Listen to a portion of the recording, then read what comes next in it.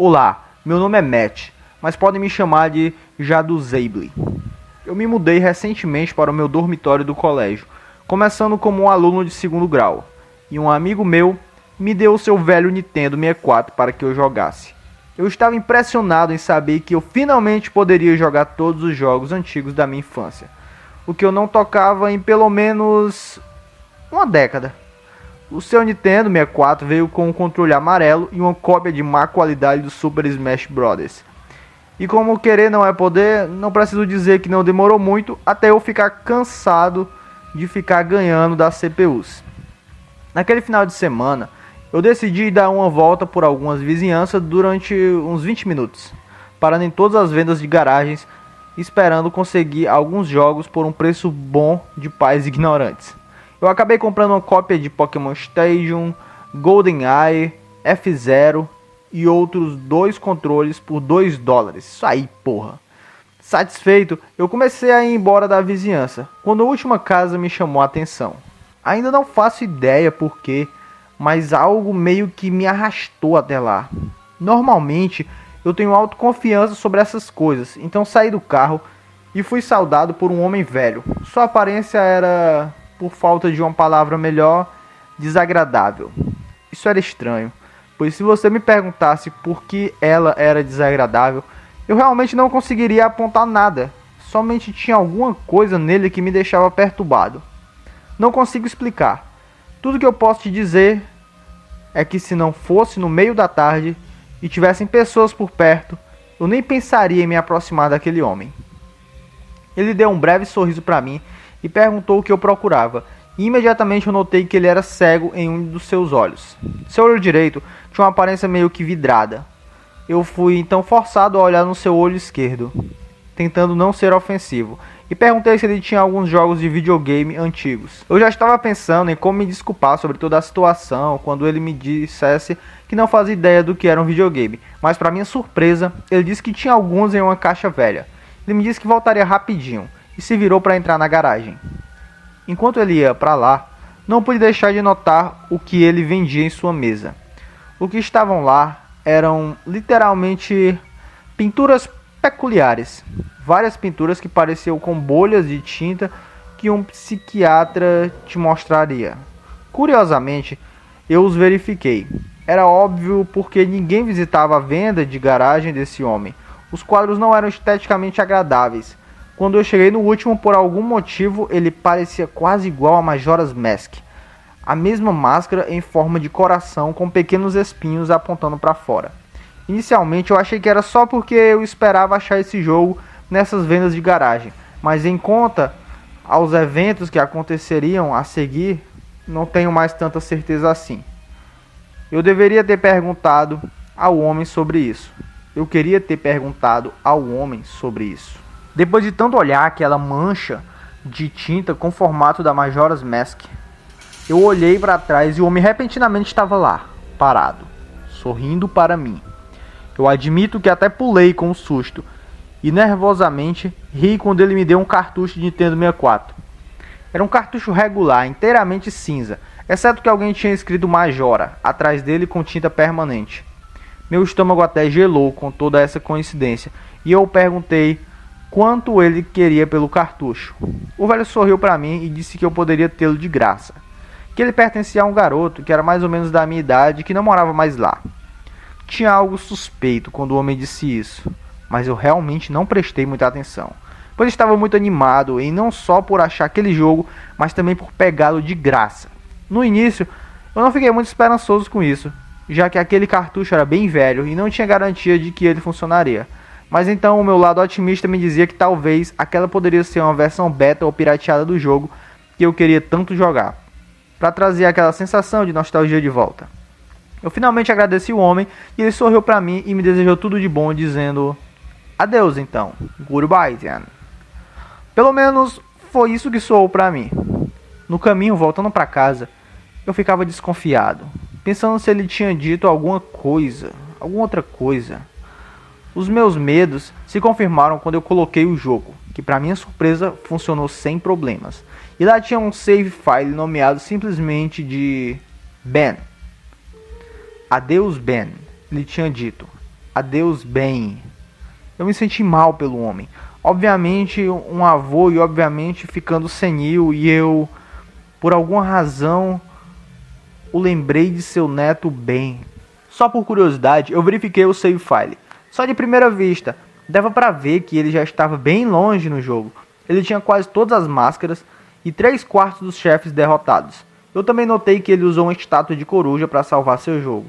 Estava no dia 13 no Stone Tower Temple, com pouco mais de 1 hora antes da lua cair. Eu pensei que realmente era uma pena ele ter chegado tão perto de zerar o jogo, mas que nunca pôde terminá-lo. Criei um novo save file com o nome Link, como sempre, e comecei o jogo, pronto para reviver a minha infância. Para um cartucho tão simples como esse, me surpreendia em como o jogo rodou tão bem, literalmente igualzinho a uma cópia original do jogo, tirando alguns pequenos problemas aqui e ali, como texturas onde não pertenciam, flashes estranhos de filmes do jogo em certos intervalos, mas nada tão ruim assim. Porém, a única coisa que era um pouco perturbadora era que às vezes os NPS, Non-Playable Characters, NPCs, me chamavam de Link e outras vezes me chamavam de Ben. Achei que era só um bug, algum problema no cartucho que fazia com que nossos save files se misturassem ou algo assim.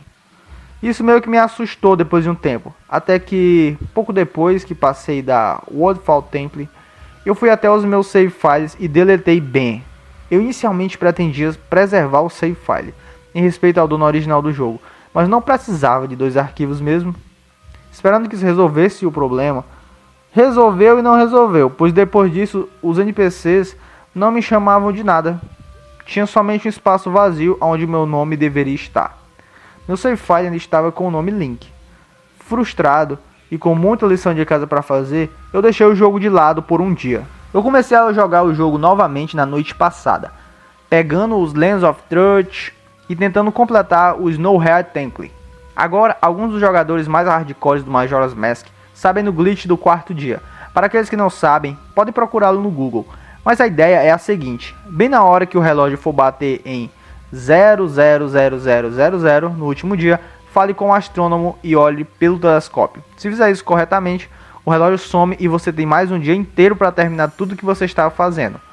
Decidido a fazer o glitch para tentar zerar o Snowhead Temple, eu consegui fazê-lo corretamente na minha primeira tentativa, e o relógio desapareceu da tela.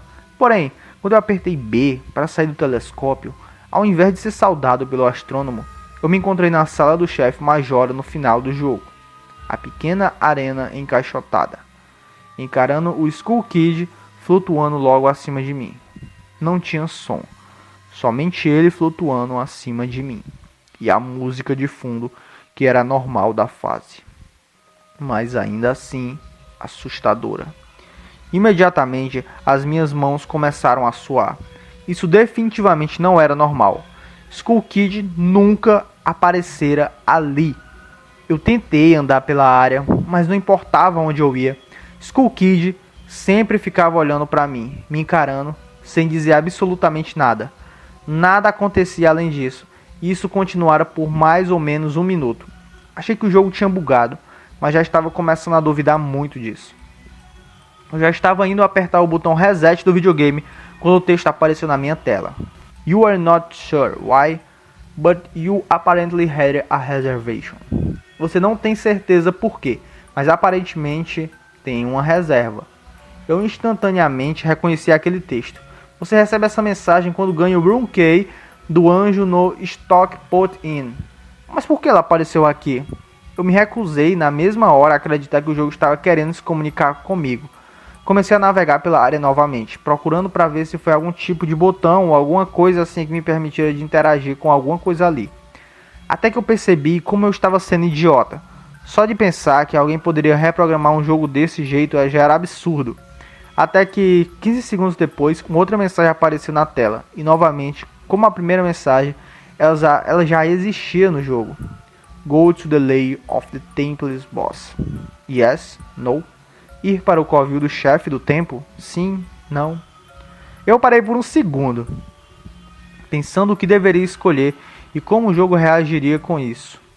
Quando eu percebi que não poderia escolher no, respirando fundo, apertei yes.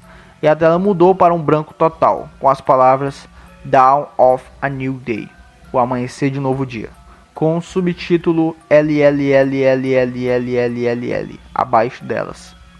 O lugar para onde eu fui transportado me encheu com a sensação mais intensa de temor e medo que eu já senti na minha vida. O único jeito de descrever o que eu senti ali é tendo um sentimento inexplicável de depressão em uma escala muito profunda. Eu não sou uma pessoa depressiva, mas o que eu senti ali foi uma sensação que eu nunca imaginei que existia. Foi uma presença muito retorcida e poderosa que parecia me encher com essa depressão. Eu apareci em algum tipo de versão Twilight Zone da Clock Town. Andei para fora da Clock Town, como você normalmente faz quando começa o dia 1. Somente para descobrir que todos os habitantes tinham sumido. Normalmente com o glitch do dia 4, você ainda pode achar guardas e o cachorro que fica correndo em volta da torre. Agora, todos eles tinham sumido. O que o substituíram foi a sensação de que tinha algo lá fora, na mesma área que eu, e que estava me observando. Eu tinha somente 4 corações e a Hero's Ball, mas nesse ponto eu nem considerava mais o meu avatar. Eu sentia que eu mesmo estava em algum tipo de perigo. Talvez a coisa mais aterrorizante era a música. Era a Song of Healing, extraída diretamente do jogo, mas tocada ao contrário. A música ficava cada vez mais alta, te preparando cada vez mais, fazendo você achar que algo irá pular na sua frente a qualquer momento. Porém nada aconteceu, e o loop constante começou a mexer com o meu estado mental. Em alguns momentos eu ouvi a risada do Happy Mask Salesman no fundo, quieto e bastante para que eu ficasse imaginando se estava realmente ouvindo coisas, mas alto o suficiente para me deixar determinado a achá-lo. Eu procurei nas 4 zones da Clock Town, somente para não achar nada, ninguém. Texturas estavam faltando. Estava literalmente andando no ar em West Clock Town. Toda a área parecia partida, sem esperanças. Enquanto a Song of Healing, ao contrário, se repetia por provavelmente a 50ª vez. Eu me lembro de ficar no meio da South Clock Town, pensando e notando que eu nunca me senti tão sozinho assim em um videogame antes. Enquanto eu andava pela cidade fantasma, eu não sei se foi a combinação das texturas estranhas, da atmosfera, do lugar e da melodia tenebrosa, que um dia foram uma música tão pacífica e calmante, e que se tornaram uma melodia distorcida e perturbante. Mas eu estava literalmente à beira das lágrimas, e não tinha ideia por quê. Eu dificilmente choro, mas alguma estranha e poderosa sensação de depressão me deixava desse jeito.